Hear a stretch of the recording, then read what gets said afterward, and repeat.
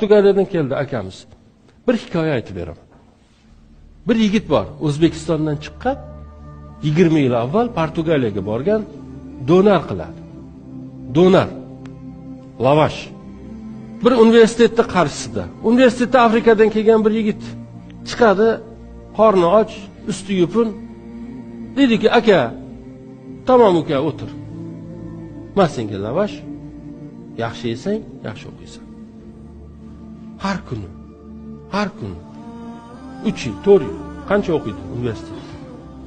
Va tugatadi, ketadi. Oradan yillar o'tadi. Biri qaytib kelyapti Afrikadan, biroz semirgan, biroz ustidagi kiyimlari o'zgargan, atrofida kim bor? 4 ta aqronasi. Boyagi donarchini oldiga keladi. Aka, men taniysanmi? Taniyman, seni o'zim katta qilganman. O'zim boqib katta qilganman seni. Men bilasanmi kim bo'ldim? Kim bo'ldim? Vazir bo'ldim. Avval.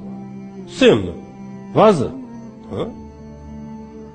Aka, yaqinda prezident ham bo'laman. Yur Afrikaga, sen bu ishlaringni u yerda qil. Sen menga yordam qiling, men ham senga yordam qilaman. Afrikaga olib boradi. U donarchi, lavashchi. Bunday qaradi, yo bu yerga donar qilish kerak emas ekan, bu yerga suv olib kelish kerak ekan. Senga men donarni shunaqa qilib beraman, uni qanaqa pishirishingni boshqasini. Lekin men o'zim bu yerga suv olib kelaman. Deydi va quduq chiqarishni boshlaydi. U akamiz mana shu yerda o'tiribdi. O'rningizdan bir turing, qarsak.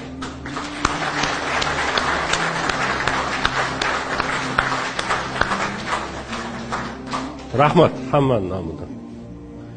Shunchaki nima qiluvdi? Bir qorni ochni to'ydiruvdi. U qorni och nasib bo'lsa yaqinda bitta davlatning prezidenti bo'ladi. Shu odam o'ylagan deb o'ylaysizlarmi? Shu yaxshilik qilayotganda shu odam prezident bo'ladi deb o'ylaganmi? Yo'q.